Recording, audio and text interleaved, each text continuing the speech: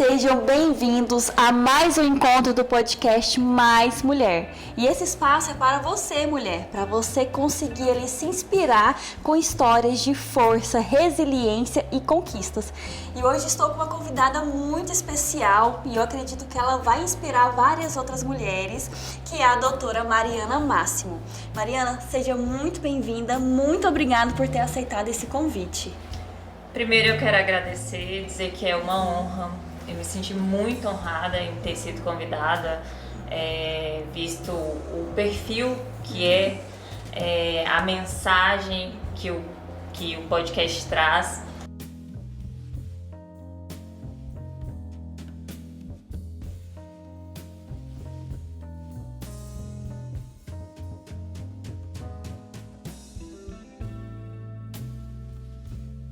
E Mariana, muito obrigada novamente, né? E eu queria que você se apresentasse um pouquinho para o nosso público. Então, quem é você? O que você faz? Bom, meu nome é Mariana Máximo, eu tenho 30 anos, sou casada, de formação sou médica, formei pela Universidade Federal de Goiás, fiz cirurgia geral também pelo HC, né, Hospital das Clínicas, da Universidade Federal de Goiás. E fiz cirurgia plástica pelo Hospital Geral de Goiânia. E Mariana, hoje a gente consegue perceber a quantidade de busca feitas ali para encontrar um cirurgião plástico, né? Uma cirurgiã plástica. Eu queria entender com você, né? O que uma pessoa precisa ali visualizar antes de escolher um cirurgião, uma cirurgiã plástica?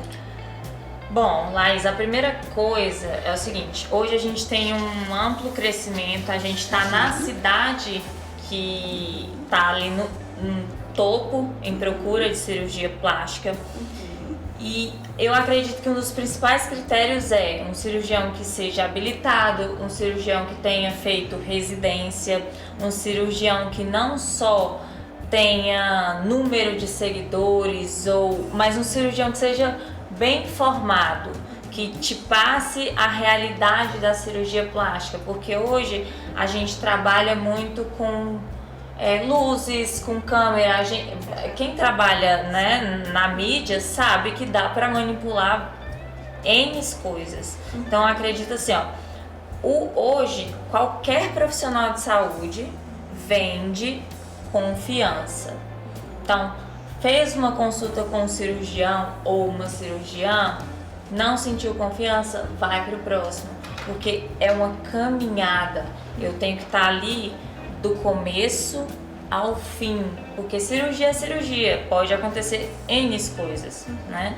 Então, a confiança, essa relação, esse vínculo com o paciente, ele tem que existir. Então, esses são, assim, critérios fundamentais. Se esse cirurgião ele está regulamentado no Conselho Regional de Medicina, e acredito que assim essas são as premissas básicas para uma boa escolha de um bom cirurgião.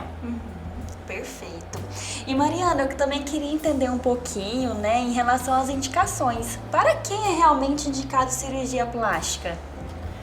Essa pergunta é muito interessante porque ela vai contra tudo que todo mundo acha. A cirurgia plástica, todo mundo tem uma visão de cirurgia emagrecedora e ela não é.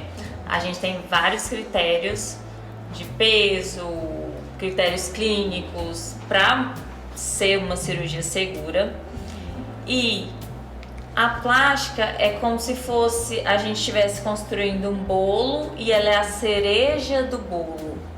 E aí você me pergunta, é algo supérfluo? Não. Se você for pegar o conceito de saúde da OMS, você vai... É lindo, é o mais completo bem-estar físico, mental, social.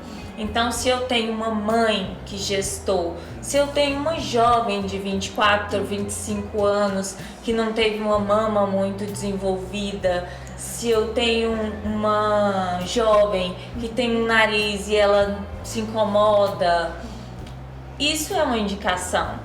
E aí você fala assim, não, mas você consegue viver com isso.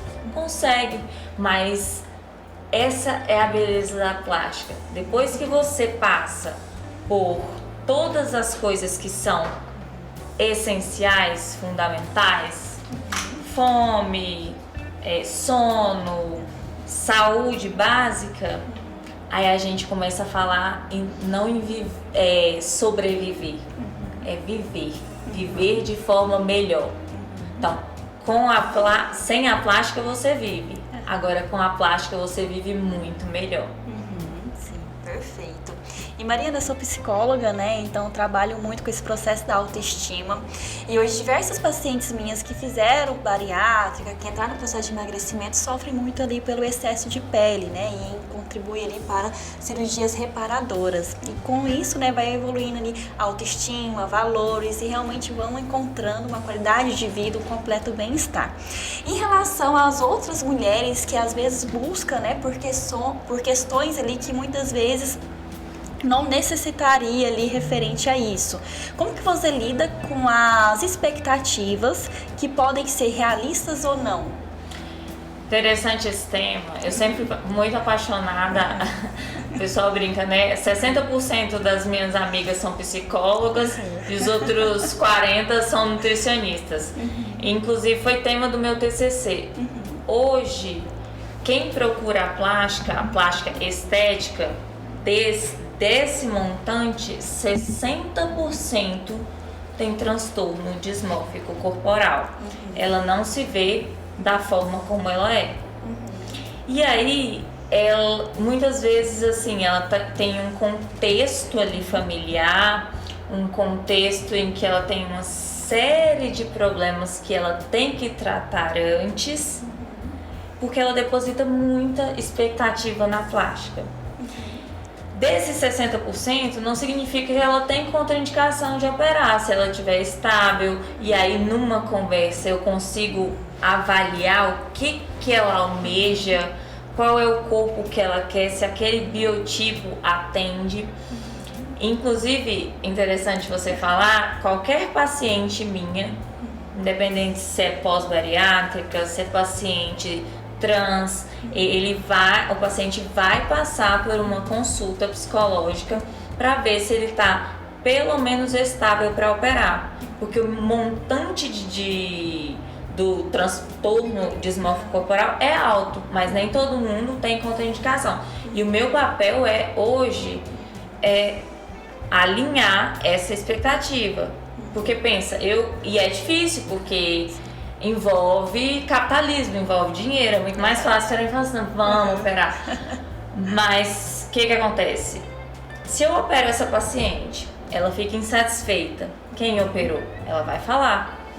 Então, essa conversa, ela vai muito além de uma consulta e muito além de mim, né? Eu tenho outros profissionais que vão abarcar isso tudo, fazer esse acompanhamento para que a gente tenha um resultado mais fidedigno possível e mais alinhado com o que a gente pode entregar.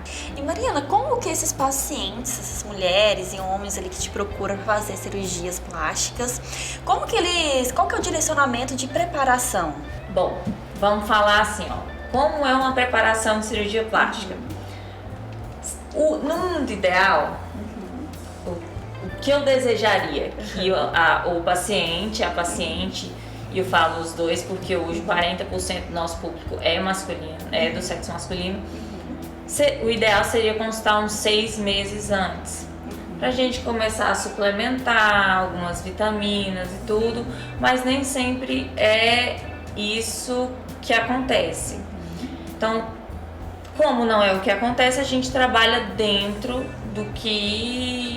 da realidade. Tem o mundo ideal e tem o mundo real. Então, dentro disso, a gente faz todo um preparo clínico envolvendo exame físico, exames laboratoriais, risco cirúrgico, risco de trombose, um rastreio muito refinado sobre doenças prévias ou doenças que algumas pacientes podem ter e às vezes elas nem têm ciência disso. Então a gente faz todo esse rastreio e nesse período a gente trabalha algumas suplementações. Eu também tenho uma nutricionista na minha equipe para orientar o manejo do plano alimentar, tanto no antes quanto o durante ali e o após, inclusive para suspender chás, coisas que as pessoas acham que são inofensivas e que atrapalham, inclusive no ato cirúrgico. Então, o preparo em cirurgia plástica, no mundo ideal, ele deveria acontecer num período mais prolongado. Mas dentro desse contexto, em média, a gente consegue aí com 60 dias, 30 dias, levar o paciente com segurança. Sim. E Mariana, e o processo de recuperação? Vamos lá. Isso é muito interessante. O processo de recuperação de cirurgia plástica. Quando a gente fala processo de recuperação, a gente tem que desmistificar algumas coisas.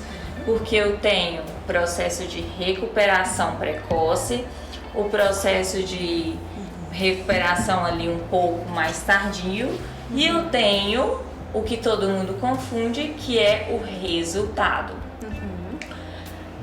Nos primeiros dias existe uma fase de arrependimento, e aí eu preciso de um acompanhamento psicológico, eu preciso apoiar essa paciente, né? É a fase do arrependimento, nunca mais eu vou fazer isso, eu não sei por que eu fiz isso, porque o paciente ele entra saudável e sai convalescente, ele sai doente, com restrições. Passados esses 7 dias, ele começa a ter uma melhora, mas ele não vê resultado. Então isso eu friso bastante na minha consulta. Você não vai ver resultado, você vai ver cortes, você vai andar com modeladores que são extremamente desconfortáveis, são quentes.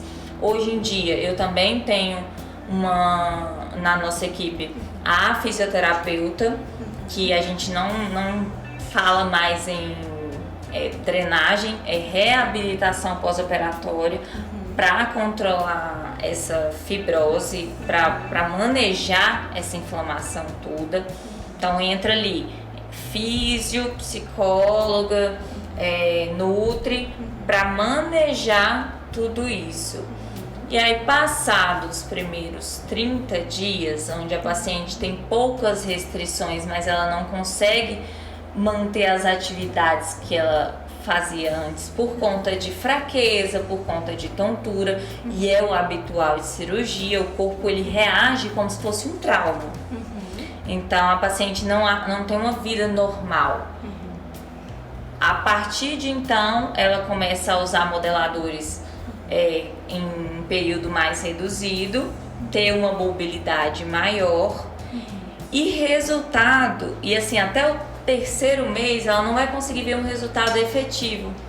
Então, isso tem que ficar muito claro, porque é um pouco frustrante. Eu sempre brinco, isso é uma frase que eu aprendi com um chefe meu, né? Cirurgia plástica não é salão de beleza. O resultado final de uma cirurgia plástica é com 1 ano. Se for uma cirurgia, por exemplo, rinoplastia, 1 ano e meio, 2. E aí isso tem que estar claro e você tem que estar frisando isso para o paciente. Então uma coisa é recuperação, outra coisa é resultado. Mas por volta ali de 15 a 30 dias ela já consegue trabalhar em alguns serviços que não demandam peso, enfim. Desde que siga o protocolo de uso de modeladores e siga as orientações de toda a equipe. Perfeito. E Mariana, dá pra ver, né, visivelmente que você é uma cirurgiã ali humanizada, né, que entende todo esse processo e que cuida realmente ao todo desse paciente. Porque nós, como seres humanos, somos em totalidade. Então, tem aspectos físicos, psicológicos, né, fatores intrínsecos e extrínsecos, né, e eu quero te parabenizar por todo esse trabalho que você tem feito. Eu que agradeço. Mas sabe o que é, Laís? Toda vez que a gente porque a plástica é muito glamourizada, né, sim. e tal. Mas antes de tudo, você como profissional da saúde, antes de qualquer coisa a gente é cuidador, né? Sim. Então, de que adianta eu operar uma paciente num momento... vou dar um exemplo de uma mãe. Hoje está muito na moda o mom makeover, né? Que é a mãe que teve toda uma mudança ali física por conta da gestação, que muda mesmo. E aí ela vai operar. Só que ela vai operar. Será que essa paciente, ela tá ali desconfortável com o corpo dela? Mas será que essa paciente, ela tem uma rede de apoio? Ela não vai poder pegar a criança dela, o bebê. Será que vai ter alguém para ajudar a vestir o modelador? Enquanto ela está em casa de atestado, será que vai ter alguém que vai arcar com as despesas? Então, se a gente, como profissional de saúde, não pensa nisso, qual que é o sentido, né? De passar a faca, eu brinco, passar a faca, operar é o mais fácil, né? Sim. Mas a gente, como cuidadora, a gente tem que pensar em tudo isso. E Mariana, eu queria, né, também aproveitando, né, esse nicho, para te conhecer um pouquinho mais, né, e eu queria entender com você qual que foi o seu maior desafio que você já enfrentou ao longo de toda a sua trajetória acadêmica, profissional. E a gente sabe, né, que a carreira médica é uma carreira que prolonga o tempo, né, então são 6 anos de faculdade, mais 3 anos de cirurgia geral, mais a quantidade de anos ali com cirurgia plástica, então existe todo esse processo. Quais foram os principais desafios e como que você tem lidado com tudo isso? Laís, é o seguinte, hoje, infelizmente, não dá pra eu fugir desse assunto e falar e pincelar, passar panos quentes pra isso tudo. Durante a faculdade, como eu vim de família muito humilde, eu tive que trabalhar, enfim, foi bastante difícil. Acho que quem me acompanha nas redes sabe o que aconteceu. E aí, quando eu decidi fazer cirurgia geral, sabe aquilo do ideal, vai dar tudo certo. E foi acho que um dos maiores choques que eu tive, porque era um ambiente extremamente machista. Eu evito falar porque eu não sou a pessoa mais estudiosa para falar sobre machismo estrutural. Inclusive, quero indicar aqui um podcast muito bom, que é da Luísa Tomás, que é aquela feminista, se eu não me engano, o nome do podcast. Então, eu não sou a pessoa mais habilitada para falar, mas sobre vivência, assim, principalmente na plástica, ainda é um ambiente muito hostil para a mulher. Mulheres sofrem mais, mulheres eu acho que foram os 3 anos mais desafiadores da minha vida. Eu tive burnout, eu fiquei 6 meses afastada, e aí você tá afastada porque você tá doente, não tá produzindo, e aí vem aquela culpa e você não tem força. Então, assim, foi um período muito desafiador. E nesse período eu sofri assédio moral, assédio sexual. E quando você tá num ambiente de residência, você fala assim, não, isso aqui nunca vai acabar. Será que, meu Deus, será que eu escolhi certo? Teve um momento que eu falei assim, eu odeio isso aqui, eu não quero, né? Depois que acaba, aí você fala assim, não, ainda bem que eu fui resiliente o suficiente. Meu psiquiatra e a minha psicóloga, eles trabalhavam muito isso comigo, que ia passar.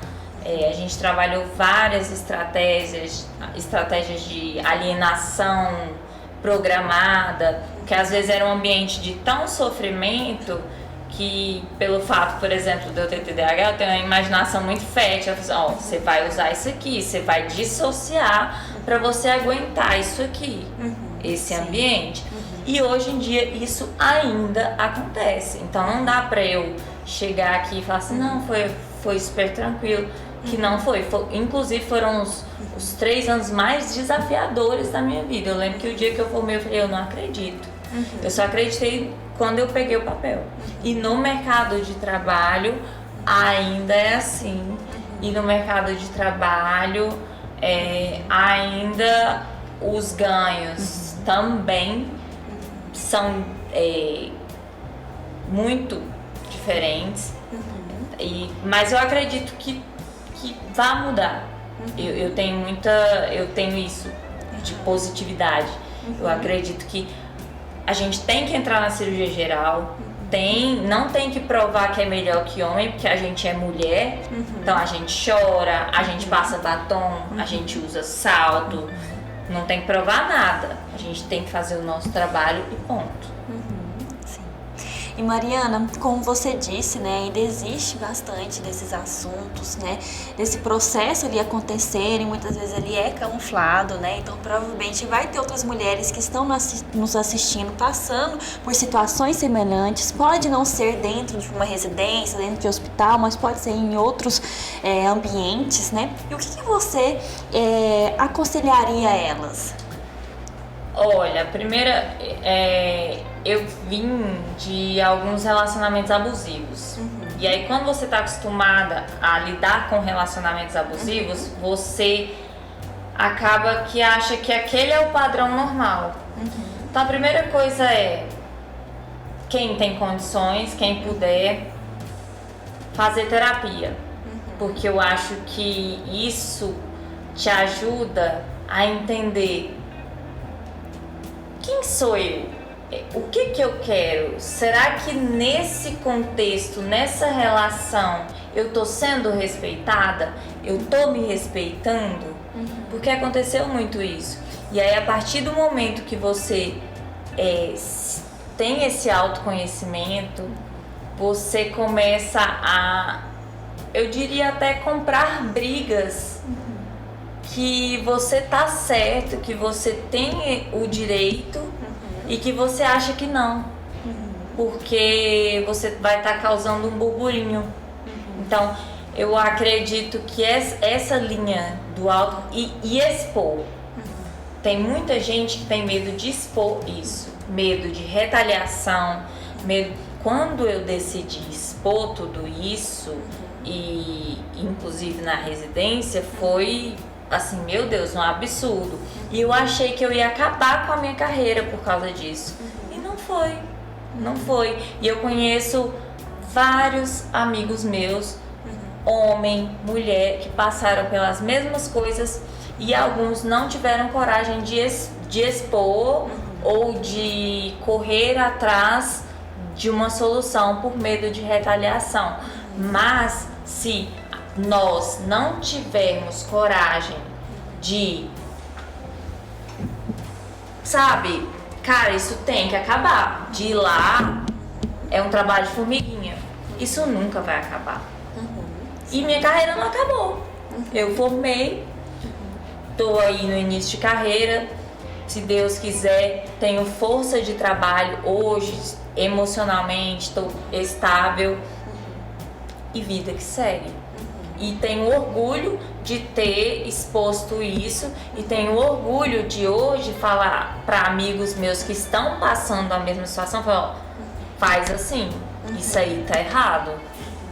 Então esse acho que é o maior aprendizado, que não se cale, não se omita, porque chega um momento que você afunda. Você afunda. Eu falo isso, eu nem sei se depois, se quiser cortar, né? Eu tenho 2 tentativas de suicídio. E eu não tenho orgulho de falar isso. Eu tenho orgulho de ter superado isso. Sim. Mas por isso, por ter guardado. Não. O que é errado, gente, é errado. E Mariana, então eu acredito muito que a sua história vai conseguir inspirar outras mulheres. E se vocês estiverem ali sentindo, né, todo esse processo de rejeição, de humilhação, né, de dúvidas sobre o seu trabalho, sobre o seu conhecimento, né, então busque a ajuda de um profissional. E lembrando que o outro fala sobre você, a opinião do outro não quer dizer sobre você. Então, quando nós reconhecemos nossos valores, o outro não pode tirar esse valor que eu tenho a mim mesmo.